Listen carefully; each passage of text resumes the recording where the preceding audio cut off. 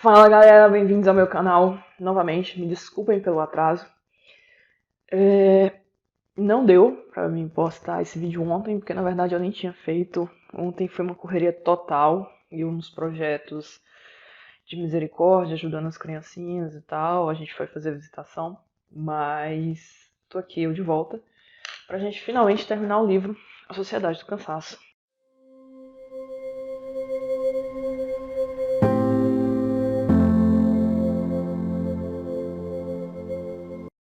E como eu falei, o anexo é muito grande, o vídeo passado foi muito grande. Esse vídeo eu acho que não vai ser tão grande quanto o vídeo passado, mas vai ser um pouco também, porque também tem frente e verso. Só que não tá tão grande como foi da última vez. E o anexo foi dividido em duas partes. A parte que a gente falou no vídeo anterior. E agora essa última, que é o tempo de celebração, a festa numa época sem celebração. É o último, prometo, gente. É o último vídeo da Sociedade do Cansaço. Depois vocês podem fazer sugestão do tema que vocês quiserem. Beleza?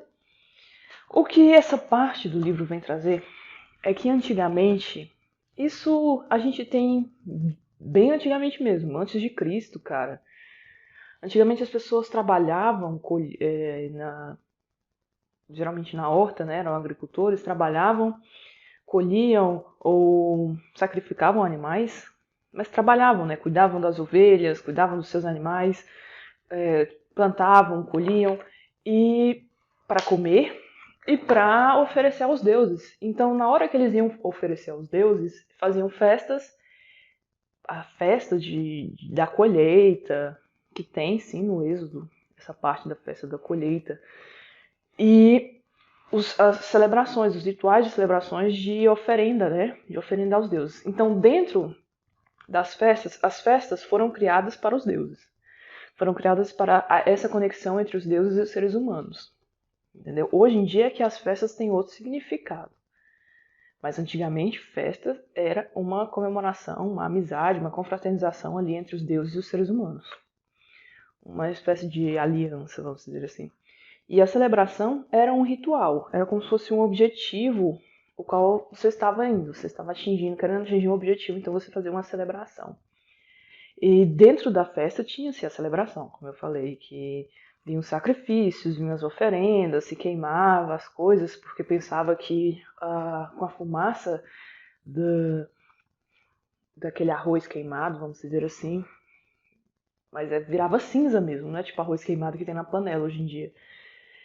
Aquela fumaça subia aos deuses e lá eles comiam aquele. Quando chegava lá, a fumaça se materializava e os deuses comiam. Então, porque os deuses não produzem nada, quem produz são os seres humanos, sem os seres humanos, os deuses morreriam, né? Segundo a mitologia, até mesmo que foi descendida da Arca de Noé. Se vocês não estão entendendo o que eu estou falando, pesquisem, porque tem uma mitologia babilônica que fala, é quase uma cópia da Arca de Noé, essa mitologia babilônica. Claro que a Arca de Noé veio não sei quantos bilhões de anos, bilhões é exagero, mas veio muitos anos depois. Né? Mas voltando ao assunto. E hoje em dia já não tem tanto mais essa comemoração.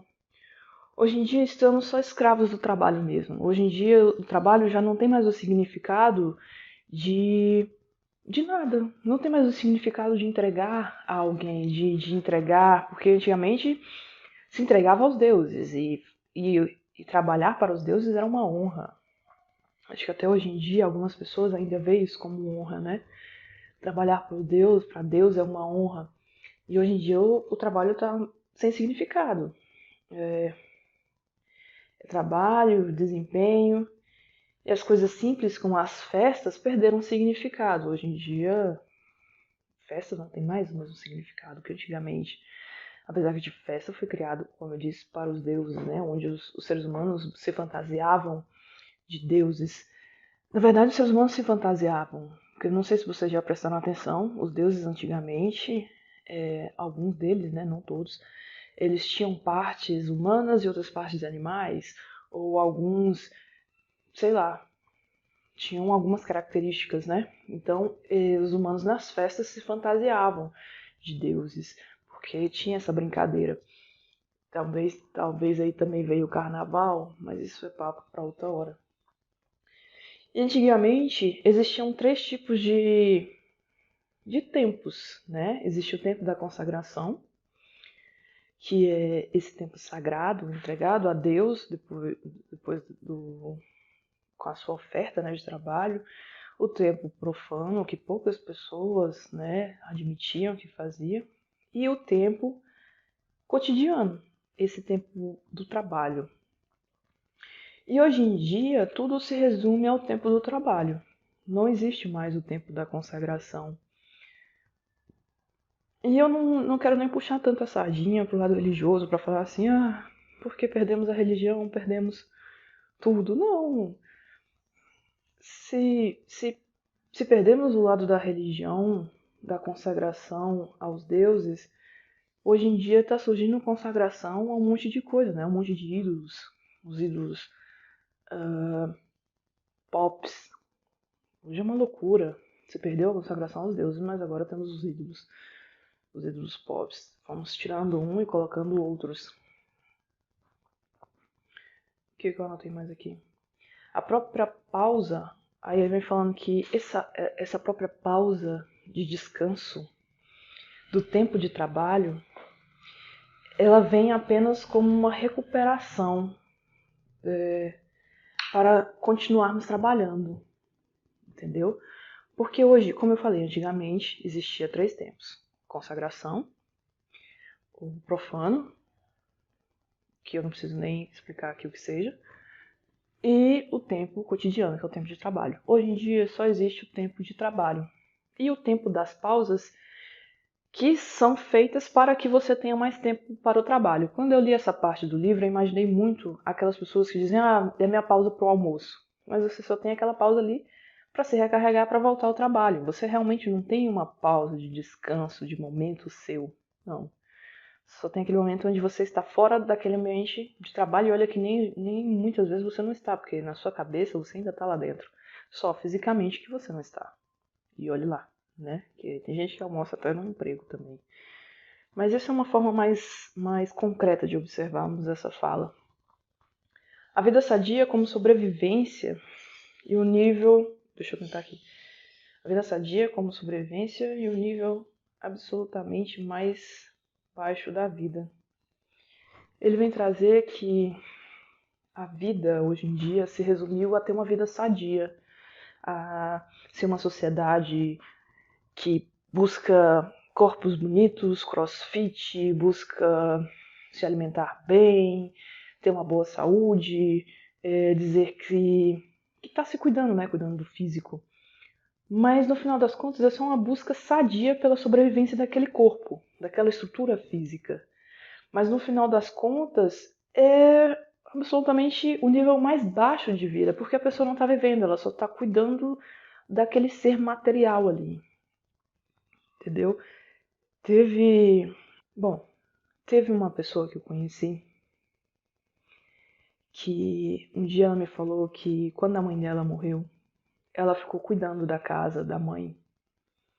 E cuidava como se a mãe ainda estivesse lá. Limpava todo dia, lavava todo dia, arrumava tudo, deixava tudo organizado. E aí, por dentro, ela estava destruída. E eu acho que é mais ou menos assim.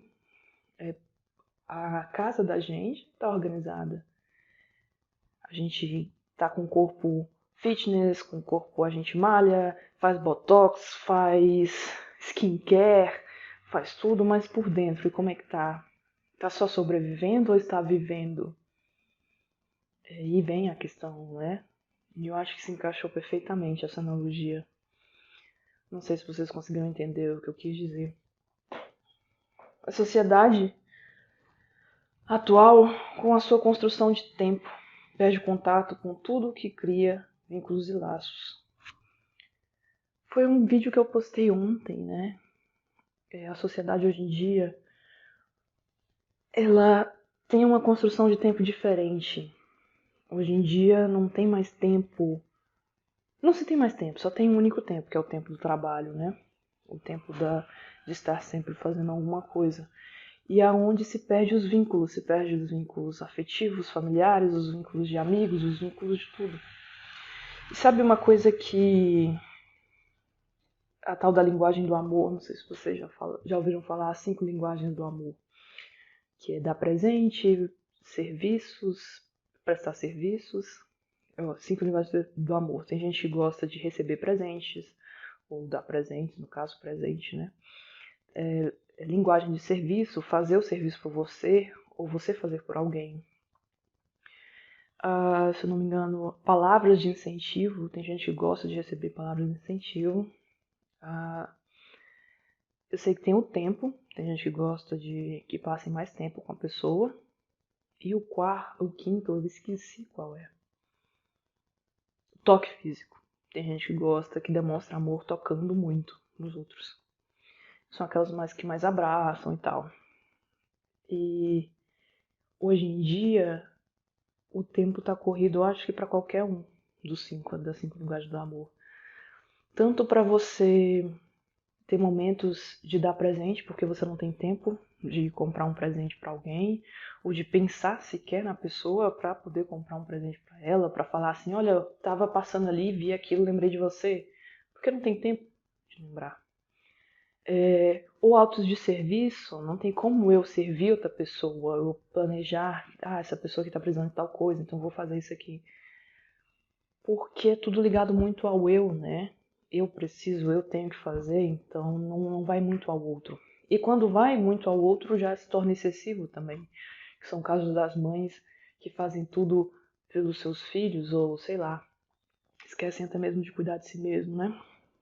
E a questão do tempo, eu já falei dos atos. Peraí que eu vou lembrando o que eu acabei de falar. Do presente, atos de serviço, que quaroto. Palavras de incentivo. Hoje em dia não tem mais tantas palavras de incentivo, né? Hoje em dia é mais cobrança. Bora, tem que fazer, tem que tal. Você terminou um relatório ali, já estão te entregando outro para fazer. Não tem mais um feedback, uma resposta, um incentivo, um aconselhamento. Poucas pessoas hoje em dia têm tempo de ajudar o próximo. Eu digo mesmo em questão de ajudar a tentar resolver um problema mesmo. Não estou conseguindo resolver isso, me ajuda aqui. Poucas pessoas têm esse tempo, essa disponibilidade. E a quarta linguagem de amor que eu falei, gente, não é necessariamente essa ordem, eu só tô o que eu tô lembrando. E olha que a minha memória hoje está até funcionando. Que é a linguagem do tempo, né?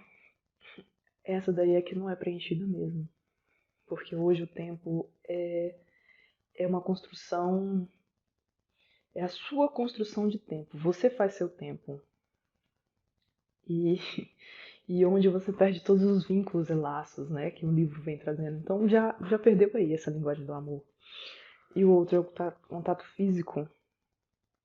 Com as redes sociais hoje em dia é muito complicado esse contato físico. Não há, né? Não há. E tá aqui, não precisa nem das redes sociais. Pode ter os exemplos que eu adoro dar, das mães que trabalham, dos pais que trabalham e não conseguem ter um tempo para cuidar dos seus filhos. Não tem contato, às vezes dá um beijo ali na testa, quando o filho tá dormindo, mas o filho nem sequer vê, né? É meio chato essa situação. Bom, carrega consigo o seu campo de trabalho. Todo mundo hoje em dia basicamente carrega consigo seu campo de trabalho. O livro traz isso. Carrega consigo suas preocupações, seus afazeres, o que você isso vai muito para a área da saúde, né? Quem forma em psicologia é uma graça. A gente formou em psicologia, a gente não é mais a gente é psicólogo. Não sei se vocês entenderam o que eu quis dizer. Quando você se forma em psicologia, você não é mais você. Você é um profissional. Você não pode mais chorar, você não pode mais ter raiva, você não pode mais se frustrar, você não pode ter um relacionamento ruim, você não pode brigar, porque você não é mais uma pessoa, você é um profissional, né? Então todo mundo agora, hoje em dia, carrega consigo seu campo de trabalho. Se você é um contador, você não pode ter problemas com seu imposto de renda. Se você é um médico, o médico eles até descontam, né? Porque é físico. Quando é psicológico é pior, né? Porque psicológico ninguém tá vendo. Mas se for para pegar na mesma base dos psicólogos, então o médico não poderia ter câncer, então o médico não poderia ter AIDS, então o médico não poderia ter gripe, né? Só para pegar na mesma base do que vocês julgam os profissionais de psicologia. É uma graça. Isso é bem cansativo, muito cansativo. E é uma das coisas que nós profissionais, alguns de nós, não digo todos, mas tentamos quebrar isso todos os dias quando aparecemos nas redes sociais. Tentamos quebrar esses paradigmas de que nós precisamos realmente ser... Passar o carro de som. 2000 anos depois. Bom, não sei se vocês já foram em alguma cidade do interior, tem carro de som passando toda hora. Dessa vez não é carro do ovo, faz tempo que eu não escuto carro do ovo. Geralmente eu escuto mais o carro da laranja, já escutei. E de vez em quando passa um carro do chocolate, né? Aquele chocolate saiu direto da fábrica. Mas aquele chocolate não tem nem graça, é só pura gordura. Mas voltando. Então nós profissionais, quando a gente... de psicologia, não digo todos, mas quando estamos nas redes sociais, nós tentamos quebrar esse paradigma que foi imposto pra gente, até na própria faculdade, por outros profissionais, pelos nossos professores que não vou dizer agrediram, mas que nos coagiram a deixar de ser nós mesmos. E é engraçado porque a gente tenta fazer com que vocês, nossos pacientes, as pessoas, né, as pessoas com que nós cuidamos, sejam vocês mesmos, mas nós temos que deixar de ser nós mesmos. É interessante isso, essa linguagem. Porque se a gente for nós mesmos, vocês não acreditam em nós. Vocês não dão credibilidade. É muito interessante. Como o mundo é hipócrita. Muito interessante. Bom, eu marquei aqui a página 115. Vamos ver o que foi que eu marquei. Que eu marquei isso na quinta-feira. Pra você ver o tanto que esse vídeo está atrasado. Eu estou gravando no sábado e eu vou postar isso hoje, se Deus quiser. Gente, eu não sou ateia, tá? E por mais que eu critique a religião, eu não sou ateia. Só pra deixar bem claro. Nós nos otimizamos rumo à morte. Eu vou tentar começar mais um pouquinho de cima. O que explora é ao mesmo tempo o explorado. Já não se pode distinguir entre algoz e vítima. No caso, você explora os outros e ao mesmo tempo é explorado, vamos dizer assim. Você e você mesmo. É uma luta contra você. Você ao mesmo tempo é o seu chefe e seu escravo. Nós nos otimizamos rumo à morte para melhor poder funcionar melhor é interpretado fatalmente como um melhoramento de si mesmo. Vocês entenderam? É bem drástico. É muito drástico. Nós nos otimizamos uma morte. Então, a cada momento que nós estamos nesses pensamentos de desgaste, de fazer mais, de produzir, é como se fosse uma otimização a chegar mais perto da fadiga. E o que é a fadiga? A fadiga é um certo tipo de morte, né? Morte física não é, porque, como a gente já falou, a gente cuida muito bem do corpo. Faz academia, faz regime, faz dietas, faz exames, passa cremes. Mas aqui a gente está falando da morte de si mesmo, seu interior. E aí, funcionar melhor é interpretado, você tenta sempre, todo dia, funcionar melhor. E fatalmente, como melhoramento de si. Né? Fatalmente você vai se matando a cada dia. É isso que o livro vem trazer. E o engraçado é que, outra coisa, um ponto interessante, ele vem trazer a época de Marx, não tem da Revolução Socialista. Marxista. E ele vem trazendo que na época de Marx o trabalho era visto como desrealização. Na época de Marx o trabalho era visto como autodesrealização. Hoje, no neoliberalismo, onde tudo é permitido, onde todo mundo pode, se você não consegue, você é um fracassado, é visto como a liberdade e a autorrealização. O trabalho é visto como a liberdade, se você trabalha, você tem liberdade, e a autorrealização. É muito interessante. Muito interessante. Isso cabe muito para os jovens. Os jovens hoje em dia que estão à procura do seu primeiro emprego. Ou à procura de um emprego. Não precisa necessariamente ser o primeiro. Ou acabaram de sair da faculdade, estão à procura de um emprego. E vão atrás dessa liberdade. Não, eu quero um emprego porque eu quero comprar minhas coisas, eu quero ter a liberdade de escolher para onde eu vou de noite, dar uma saída, eu quero ter a liberdade de sair da casa dos meus pais, eu quero ter a liberdade de sair de uma cidade de onde eu nasci. Mas o trabalho é sinônimo de liberdade e autorrealização. A liberdade você até pode conseguir se escravizando, né? Porque ao mesmo tempo que você é livre, você se escraviza, nem que seja com você e você mesmo. Quando se trata de um trabalho autônomo, vamos dizer assim. Mas vocês entenderam o que eu quis dizer, metaforizando. E aí vem a autorrealização, que se você não tem autorrealização no seu trabalho, nessa sociedade que te cobra tanto, significa que alguma coisa tem errado em você, porque você não conseguiu o que você queria. Entendeu?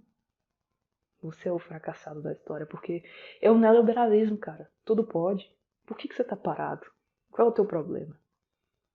O problema tá contigo. E é isso que as pessoas esfregam na sua cara. Que o problema tá contigo. Que o problema não é ao seu redor, que você não tem chances e oportunidades, não. Porque, segundo eles, todo mundo tem. Você tem. Você consegue, você pode. Se o fulano de tal conseguiu, você pode. Essa liberdade. Mas essa satisfação no trabalho já é outro nível. Né? É um nível tão pessoal que chega a ser um nível que ninguém comenta. Porque chega a ser até pecado reclamar de estar trabalhando, né? Já que tem tanta gente que não tá. Já que tem tanta gente passando fome, tanta gente que não consegue. Chega até a ser pecado falar que o trabalho é ruim. É engraçado. E se o trabalho tá ruim, talvez seja por culpa sua, não necessariamente por culpa do trabalho. Né? Porque tudo pode, por que você não tá fazendo alguma coisa pra mudar a sua realidade? É meio cansativo, né? Página 116. O que foi que eu marquei?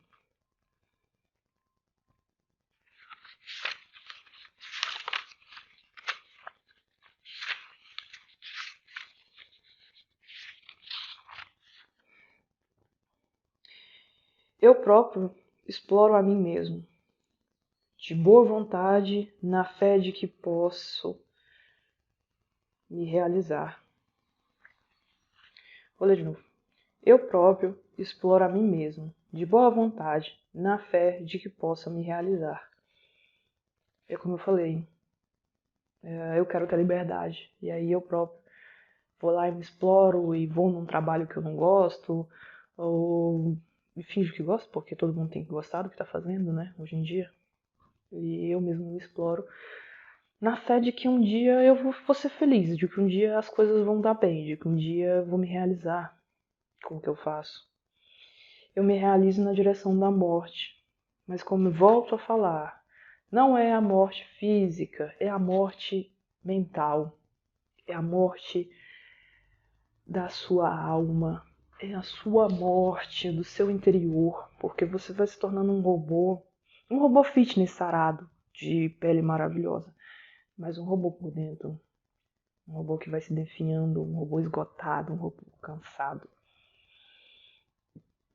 Otimizo a mim mesmo para a morte. Nesse contexto, não é possível haver nenhuma resistência, levante ou revolução. Por que no contexto de marxismo, né? Houve aquele levante, aquela revolução dos trabalhadores? Não vamos nem puxar muito para a política. Por que houve aquela revolução dos trabalhadores, dos operários, a guerra dos operários contra os burgueses, né? Se não me engano. Faz tanto tempo que eu estudei essa bagaça. E por que houve essa revolução? Porque tinha um inimigo em comum, tinha um chefe. Você era obrigado a trabalhar. Ainda recebia um salário péssimo, e mulheres trabalhavam, crianças também, mas isso é questão da história. Mas voltando à filosofia aqui que nós estamos criando. Por que naquela época houve aquela revolução? Porque você tinha um inimigo em comum, que era o chefe, os empresários da empresa, os donos, os diretores, os líderes. E hoje em dia não. Hoje em dia não tem mais com quem você lutar, porque é você mesmo que está se cobrando. Você mesmo é seu chefe, seu carrasco, seu algoz, né? Por mais que você tenha, assim, um chefe, por mais que você faça parte de uma empresa, mas meio que você mesmo se cobra muito, muito, porque eu tenho que produzir, eu tenho que fazer, eu tenho que ser livre. E no final das contas, essa liberdade não existe. É uma falsa liberdade, uma falsa sensação de liberdade. Porque você está sendo livre coagindo você mesmo. Eu tenho que sempre fazer mais e mais, porque, sei lá, quero um dia fazer um curso, quero um dia comprar um carro, então eu tenho que juntar o dinheiro, então eu tenho que fazer mais. Trabalhar em 5 empregos e bora produzir. E lá vai você se esgotando, indo rumo à morte, como o livro traz. Sentido bem drástico. A liberdade evoca uma coação de si mesmo, como eu vinha falando. A crise da liberdade. Isso é uma coisa que eu sempre me contestei quando eu era criança. As pessoas me diziam que Deus trabalha a partir da liberdade. Ele dá liberdade ao ser humano para fazer o que o ser humano quiser. Então o ser humano pode ir e vir. Aquela história da ovelha perdida, né? Sempre ouvi muito essa. Não que eu... É porque eu também nunca fui uma ovelha muito unida ao bando. Mas tudo bem, pulando essa parte, sempre me falaram muito que Deus dava liberdade às pessoas. E eu sempre me questionei. Eu fiquei assim, cara, não dá liberdade, não tem liberdade. Não existe liberdade, você é obrigado a fazer as coisas.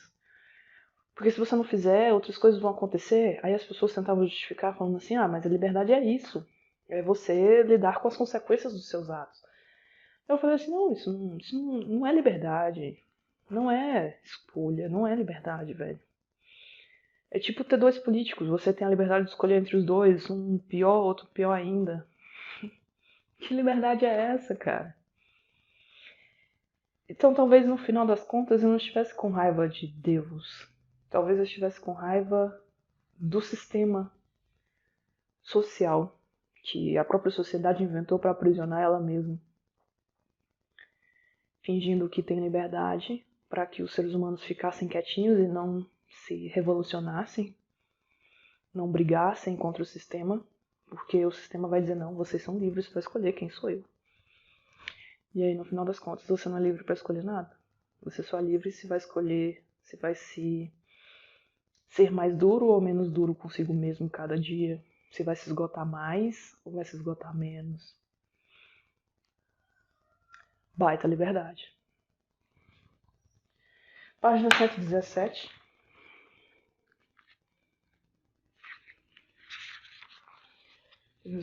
Lá embaixo. A vida hoje se transformou em sobreviver. É porque é num. A vida hoje se transformou num sobreviver.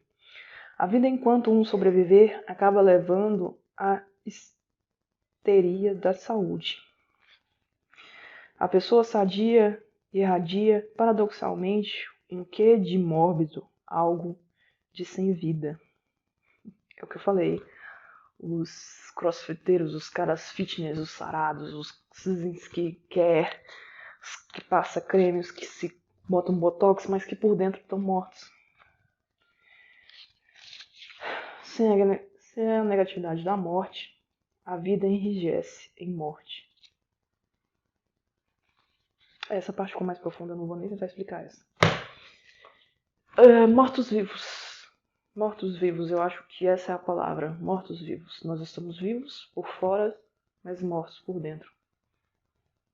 Vivos por fora porque estamos todos os dias cuidando do corpo físico. Fazemos exames, vamos aos médicos, fazemos consultas, passamos creme, lavamos o cabelo, fazemos exercício físico, passamos botox, skincare. Mas e por dentro? Você está cada vez mais se destruindo, se autodestruindo pela ilusão da liberdade.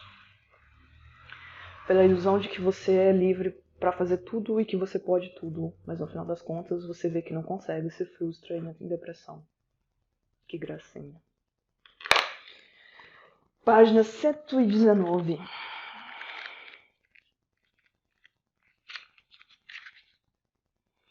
Nós nos transformamos... é uma coisa que eu ando dizendo muito no decorrer desse vídeo. Nós nos transformamos em zumbis saudáveis e fitness. Zumbis do desempenho e do botox. Assim hoje, estamos por demais mortos para viver e por demais vivos para morrer.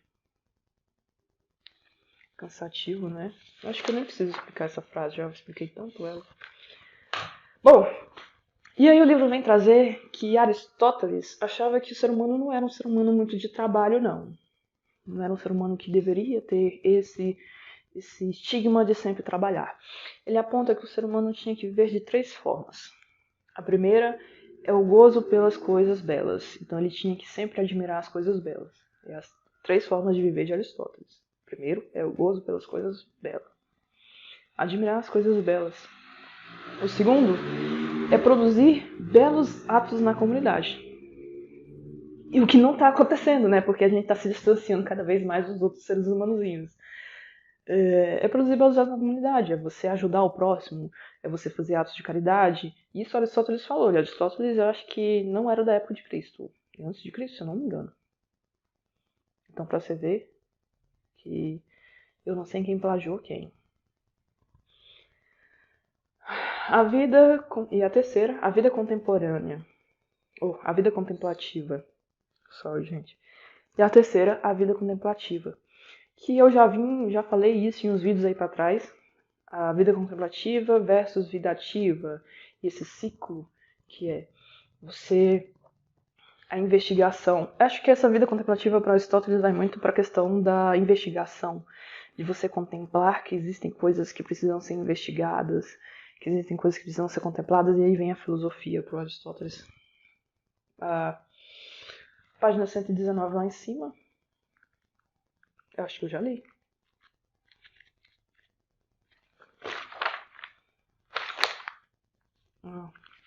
Deixa eu ver. O homem não nasceu para o trabalho. Quem trabalha não é livre. Para Aristóteles, o homem livre é alguém independente das necessidades da vida e de suas coações, que é o que eu falei. Sentindo aquelas formas de vida que meramente servem para conservação da vida. Tá, continuando. Até as obras de arte, aí ele vem falando, o livro vem trazendo que até as obras de arte que antigamente... Mas engraçado, né? Falar em obra de arte. Engraçado que como antigamente as artes eram realmente arte. Tipo, era realmente uma coisa que a gente olhava e ficava assim, porra, como é que o cara fez isso? Tipo o quadro da Mona Lisa. Eu não consigo pintar uma pessoa. Preciso fazer muito curso pra fazer um negócio desse. Tipo uma escultura de Picasso. Cara, os caras fazem até a veiazinha. Aquele tecido, aquela pedra esculpida do tecido da Maria, se eu não me engano, que você vê assim o tecido, você acha que é um tecido finíssimo, mas é pedra, cara. E hoje em dia não, cara. Hoje em dia a arte virou uma coisa assim que você fica assim, caralho, a arte virou caótica, né? Eu acho que é realmente expressão da cultura, da cultura da época. Antigamente, eles tentavam achar uma uniformidade na arte. Então, eles pintavam o que eles viam. Eles esculpiam gente, pintavam pessoas, paisagens, né? Hoje em dia é realmente caótico. Hoje em dia tem uns filmes que mostram uns quadros bilionários, né? Que mostra tipo uma bola assim, ou duas bolas, ou tipo uns que você joga a tinta, aí sai o quadro todinho. E aquele quadro custa bilhões, aí você fica assim, cara, eu consigo fazer isso. Ou então, já teve um dia que eu fui num restaurante, acho que não é bem um restaurante, mas é tipo um lugar de lanche, né? E aí eu vi um quadro que eu fiquei assim, cara, minhas crianças do projeto sabem fazer isso bem daí. Você entendeu? Deu vontade de falar assim, crianças, vamos desenhar aqui pra titia ganhar dinheiro. Porque, velho, a arte hoje em dia tá virando um negócio assim, muito abstrato, muito louco, muito desconexo. Talvez seja realmente o reflexo da cultura, porque hoje em dia as coisas estão bem loucas, bem desconexas, bem conturbadas. Bom, e aí ele vem falar que até as obras de arte antes tinham um valor cultural e hoje se deu lugar ao valor expositivo, ao valor de mercado. Hoje em dia ele vem falar que um museu é um tempo zero, né? Um museu é um lugar sem tempo. Porque é até verdade, velho. Você junta um monte de coisa que foi de vários tempos, de várias gerações, mistura, bota tudo num lugar só. É como se ali fosse um marco zero. Não existe tempo naquele local. Existe só objetos que naquela época eram demonstração da cultura e o que hoje em dia valem bilhões. Só vale o preço de mercado. E é isso que o livro vem trazer. Página 125.